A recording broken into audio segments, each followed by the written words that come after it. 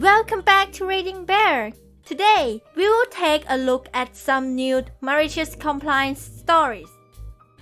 And if you enjoyed my content, please don't forget to subscribe to my channel and post some bear emojis in the comments. Let's go! The first one is titled, I Can Use Any Tool? Okay, I'll grab this flamethrower. So many years ago I was in the army, stationed at a base that was built in an American desert. In front of our company, armed 150 to 200 soldiers building, they used rock scaping to make it look nicer. It had been a while since any maintenance had been done, so intermingled in the nice marble chipped rocks was scattered a ton of weeds. As a junior enlisted soldier, first few years of an enlistment, it was our job to do the maintenance around the building. A group of about 8 of us had reported in for the day when we were given the task of picking weeds by our sergeant. Here's where our malicious compliance kicks in. Our sergeant tells us we are to pick weeds for the day, and we aren't done until every weed was gone. There is a shed with tools in it, and we may use anything we find in there. One of us is looking through the shed when he comes across a propane torch. Not anything little either.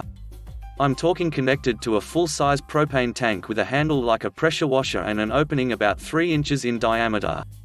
When this thing was on, the flame was coming out at least 1.5 feet. We all surround this thing and talk about whether we should use it. When I say, he told us to use anything in the shed, this is in the shed, let's use it. So I grab it and bring it out to use. This thing completely disintegrated the weeds. We made it through at least 3/4 of the weeds when our sergeant comes running outside screaming at us. He started to get angry at us when I reminded him of what he told us and pointed out the fire extinguisher. He laughed and went back inside telling us we couldn't use it anymore. At least we didn't have to do physical training as our punishment.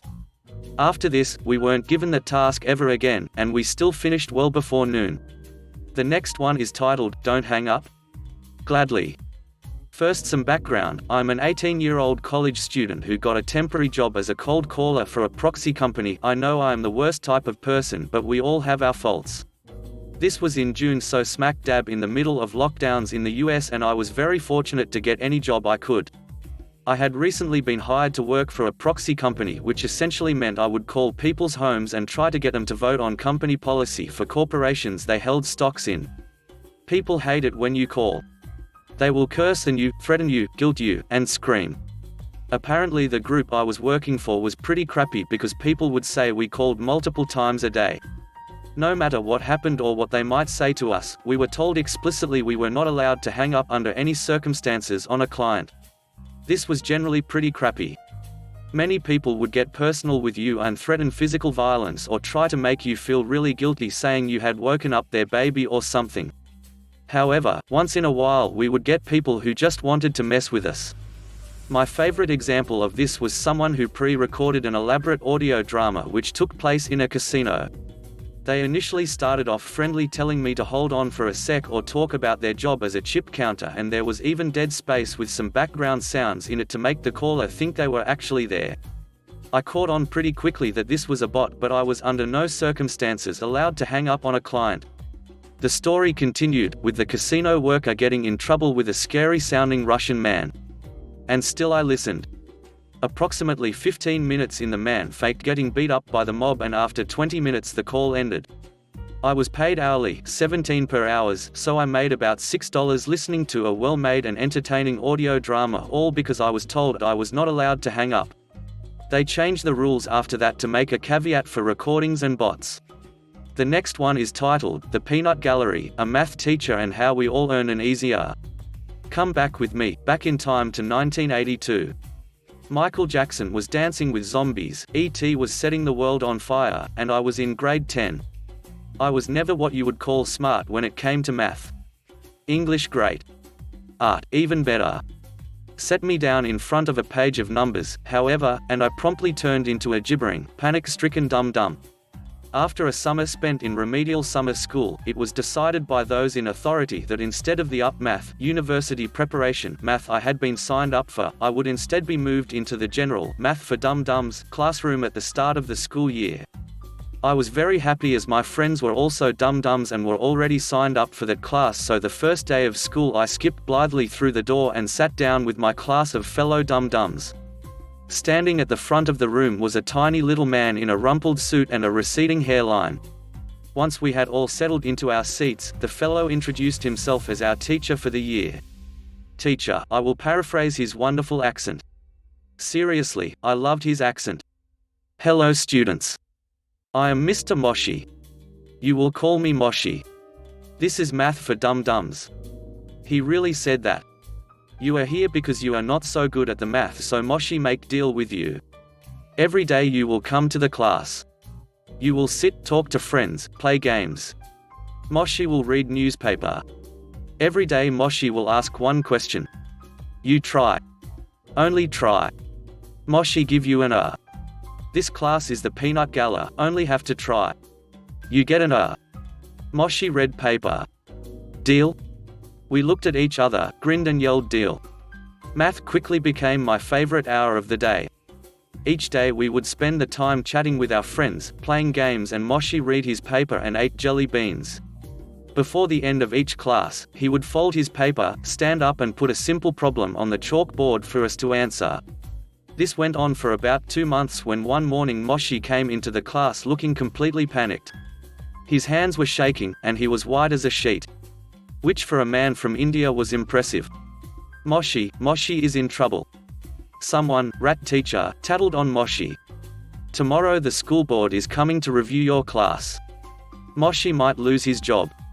I make a deal with you. You are Moshi's favorite dum-dums. Tomorrow when school board comes, Moshi will teach. You will pay attention. Ask smart questions. Do work. Moshi teach. School board will be impressed and Moshi will keep his job. Oh, how I loved that man. After that Moshi will go back to reading his newspaper and you can go back to talking with friends. Deal? We looked around at each other. We had to protect our favorite teacher. Deal. The next day when we got to the classroom, there were 2 men and a lady in very dapper suits, scowling in the back of the classroom. We filed in quietly and took out our, still brand new, math books. Seriously, they were so new I think some of them creaked when they were opened, haha. We took out scribblers and pencils and calculators. We sat quietly like the perfect little students those big wigs expected to see. Enter Moshi. His suit was pressed. His shoes were polished. His hair was combed. This was serious. Never had 20 kids paid closer attention to a math lesson. All of us were riveted to Moshi and his chalkboard. We took notes, we asked questions, hell, we even answered questions posed by the school board monsters. We made sure we were absolutely perfect. At the end of the class, the school board drones left smiling after shaking Moshi's hand, and we breathed a huge sigh of relief while grinning at each other. The next day, Moshi came in the class beaming from ear to ear. Moshi loves his dum-dums. You all are wonderful. Moshi still has job. Today Moshi reads the paper, and you talk to friends. At the end of the year every single one of us had an A on our report cards. Wherever you are Mr. Moshi, I wish you well, you were the best teacher ever. The next one is titled, Santa Doesn't Like Selfish Brats. As a HR manager at a manufacturing company, I had the pleasure of working with some of the true salt of the earth lads. I bloody love them.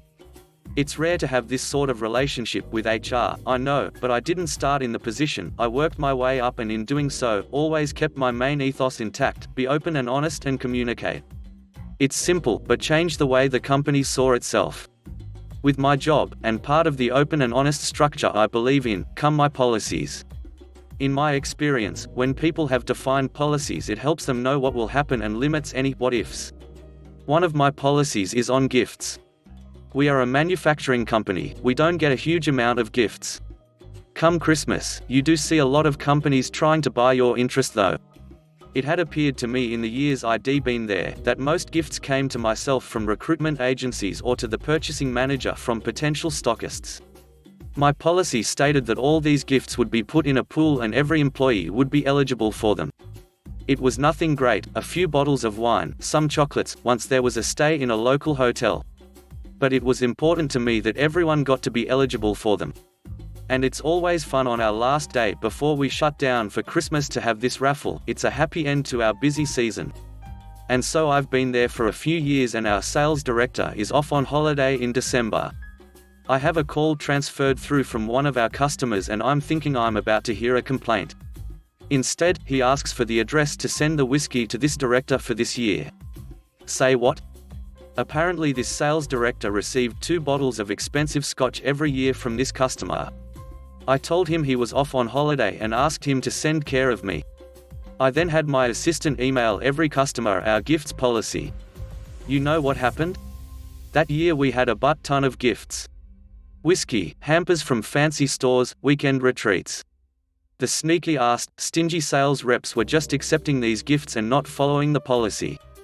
They all played the "oh, this is the first year they've sent gifts that I know of" or "I didn't know the policy" cards. I wasn't having that. I showed them the signatures of them having received the brief on the policy and reminded them that if they were found to be in breach of this, formal disciplinary action could be taken. Here is where I maliciously complied with my own policy. I had written in that you can be removed from the Christmas gift raffle should you be found in breach of said policy, accidentally or otherwise, to prevent this exact situation. I didn't state how long this removal would last for. None of them faced disciplinary action as it would be too hard to prove. It was 4 years last Christmas. Still no sales reps in the raffle. The next one is titled, "You Told Me to Call the Police." To set the scene, I had minor surgery in the morning, kidney stones aren't fun, and decided that it would probably be best to Uber to an appointment instead of drive.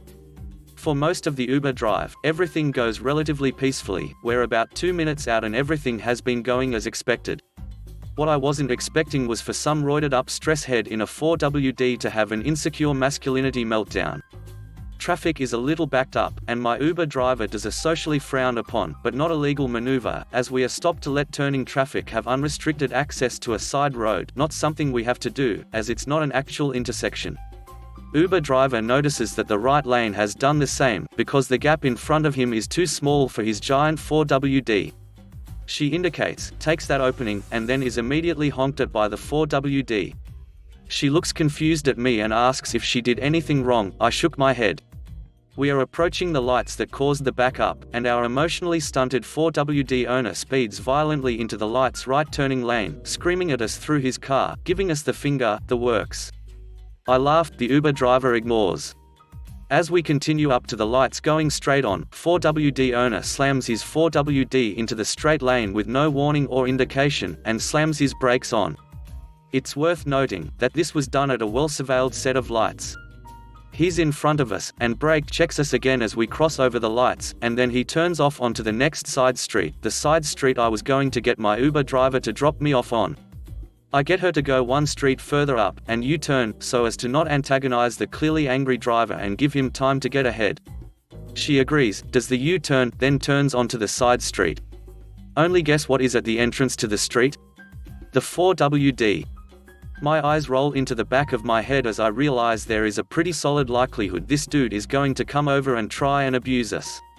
The Uber driver drops me off and asks nervously, "Do you want me to hang around?" But I shake my head. I get my phone out and hit record just in case, and sure enough, as my first steps down the street happen, Mr. I purchase large cars to make up for deficiencies elsewhere is coming over. He's Greek or Lebanese. I can tell right away. The clothes, the annoyed strut, the glasses, the skin tone. Sure enough, he starts right away being verbally aggressive, and his accent confirms my suspicions. For 8 minutes, I let him go, complaining all about her driving, but when I bring up his own actually illegal actions saying, "So what?" he tells me he doesn't care if I'm recording, does the short man syndrome thing of entering my personal space and calling me tough because I'm big, and telling me how hard he is for doing 4 years in prison, and then makes a fatal mistake. He tells me to call the cops. So I do. He's standing there, riled up, a mixture of nervous and self-righteous energy. Except I tell the police immediately that I arrived at the location via an Uber, and was being harassed. When I mention the word Uber, his head tilts, and when I explain his actions, as well as him admitting to them on camera, he looks surprised, and then concerned, and then he runs to his car, but not before I can relay to the operator his license plate. Police arrive later, and I show them the video footage of the altercation. I didn't think anything serious would happen, most likely just a fine unless he'd done this kind of thing before. Turned out he had done worse. He had been involved in a non-fatal hit and run where the police were only able to get a description of the vehicle and of the driver. He was sentenced just last week, 6 months. Not much, as it was his first offense. At least now when he tells folks he's spent time in prison he won't actually be lying. The next one is titled, Dogs Don't Follow Quiet Hours. In my junior year of college I lived in a 24-hour quiet hours on campus apartment. The rules meant any noise at all could be complained about, and 3 complaints and you're evicted. Realistically, it meant if you stopped the party by midnight nobody cared. My roommates and I lived in the last apartment, so I only had the one apartment upstairs as neighbors and I was next to the road. We didn't complain about their noise and they didn't complain about us, me, since my roommates were never there. Until finals week. After the first day of finals I turned on some music to chill. About 20 minutes later I heard a knock on the door. It was the resident assistant, Ra, whose job it is to enforce the rules. He told me there was a complaint about loud music. We went back and forth for a bit because I was there only one there and he couldn't even hear my music at the door. The Ra did say he could hear it a bit as he walked up because my window was open, and we walked outside to find that yes, you could hear it outside and it looked like the upstairs neighbor's window was open too. After that he left to talk to the complainer upstairs and then came back saying she held to the complaint and that if I get 2 more I'll be evicted. After he left I went upstairs to talk, but my neighbor wouldn't open the door. She just yelled though that I should know better in 24-hour quiet hour housing and to follow the rules and make no noise or she'll complain again. Fine. I turned off my music and waited for her to leave. Around dinner time I heard her leave. Within 10 minutes I heard what I was waiting for, so I called the Ra to complain about an intermittent loud noise from upstairs that's making it hard to study. The Ra asked if I'm just complaining in retaliation and that we should work it out without his involvement. I told him I tried but that she told me it's 24-hour quiet hours. I offered that if he came and felt my complaint was not legitimate I wouldn't say anything for the rest of finals week. He can't and knocked on her door. I could tell when he did so because her dog went crazy. The Ra came down and told me it was a legitimate complaint and dogs are not allowed. He then asked when the dog got there, saying it was stupid of her to bring one over right after she complained about her neighbor's noise. My response, October. He just looked at me for about 20 seconds like I had 2 heads. Finally I continued that yes, he heard my right that she'd been keeping the dog there for 2 months and I hadn't complained even though it barked like crazy when she wasn't there. He had to go to the campus housing authority and they ultimately told her she could finish out her finals on campus if she immediately removed the dog, but she would need to find alternative housing next semester for violating rules regarding animals on campus. 2 mornings later a dog's barking woke me up, so I called the Ra to complain. That night the RAS helped her pack up her stuff and she had to stay in a hotel for the rest of finals. The last one is titled, Crazy Boss Tries to Make Me Work More Than Anyone, but Doesn't Want to Pay Me Accordingly.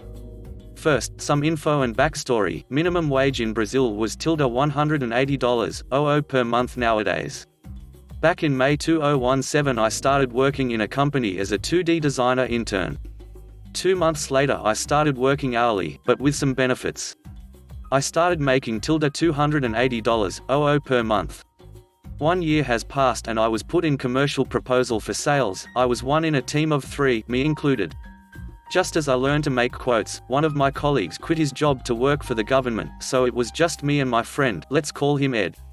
Our boss was always a pain in the butt, but we usually ignored her or complied. She was a real nitpicker. After some time, my manager started to make crazy complaints to me and my colleagues and asked things like, sales are decreasing, so why have you put our prices down? Put the prices up again and charge for XYZ. I complied, but she called us for talks every week and always contradicted herself. When she told us to raise the prices, we did and she complained. Lowered our prices, she complained. In February of 2019 my coworker and friend Ed was fired for no apparent reason, but he wanted to quit for some time, so it was the best for him actually. Okay, things were great, right? Wrong. I was left in the department alone. Besides having to do the work of 2, I had to teach someone to help me, so actually I was making my job, my friend Ed's and my boss's. The best part was finding out that the girl I was teaching was making double my money for the same work hours, $560 per month. The new girl had just started learning and could not be sending our clients our quotes for the jobs, but she complained about my teaching and everything she could to my manager. At the same time, my manager starts to tell me to stop holding the new girl's work back and to let her work freely. I was upset. But here is where the fun starts. Cue malicious compliance. I now allowed the new girl to talk freely with our clients and do her work as I did mine. She insisted in asking for my advices on all matters, emails, doubts, projects and many more. Most of the time I helped, but it started to be so frequent that I started not helping anymore. Like, wasn't she being held back by me? For your information, my contract was about to end by May 2019, so there only was a couple months before it ended. Before my contract ended, I sat down with my boss so we could discuss my new payment and benefits. I was going to be salaried when my contract ended. I told them I wanted my salary to be at least what Ed did, $445 per month. She neither agreed or denied. Just said, okay, we can settle this when your contract ends. When my contract ended, I sat down again with manager and the financial RH department. They wanted me to get paid $370 before taxes. I declined it. This was followed by this conversation: boss, why are you refusing the payment? It's more than enough for someone your age, 19 by the time. RH, why are you declining our offer? Me, because I am the only person in the department that knows how to work in every other department, plus both boss and new girl don't know how to do my work. Boss, that's not true. I know how to do your job. I'm better at it than you. Me, I don't think so. And if I'm going to get paid because of my age, not my knowledge, I'm not going to work here anymore. RH, you have a point, but why not just comply with our offer? Me, new girl, makes double my payment. She is 3 years older than me and knows not even half of what I tried to teach her. Both RH and boss, surprised Pikachu face boss, if you don't accept what we are willing to pay you, you don't have to keep coming. Me, okay, then I will bring my uniform and my papers to you tomorrow. Boss, wait. You can't just go out like this. Me, I can. I don't have to work here if I don't have a contract and if I'm not going to get paid properly. RH, you can bring your papers tomorrow morning and we can discuss this later. Thanks op. Boss, okay then. The next day I brought my papers, uniform and told my now ex-coworkers that I was leaving and got my messages and emails to be forwarded automatically to the new girl's email and phone number. I had approximately 150 negotiations ongoing and was responsible for 6 out of 8 affiliated factories that constantly sent me emails. I went to RH, gave them my papers, said goodbye to all the factory, around 150 employees, and finally went to my ex-boss and said my goodbyes. Boss, you know you're letting us down, don't you? Me, I do, that's why I'm not coming back. Boss, just duck off. Me, Gadley. The defeated look on her face made me smile for weeks. Nowadays I'm working as a civil engineer intern at a multinational company that pays me more, has healthcare, health insurance, price to earnings ratio and oh boy, many more. Every once in a while I send an email from my new company to my ex-boss asking for quotes, but I never buy there. I do that just to give them some trouble. Maybe I'm a bit of a jerk for doing this, but I don't care. Last month my ex-boss called me asking for some advice and joked about me coming back to the company and I gently refused. We laughed, but she was really anxious about it. I know that the company is doing okay, but many people were fired due to bad client services, bad prices, mistakes in quotes and flaws in executions. I'm happy and I'm expected to finish my college next year. Maybe I'll get hired by the place I'm working now, but who knows? Thanks for listening.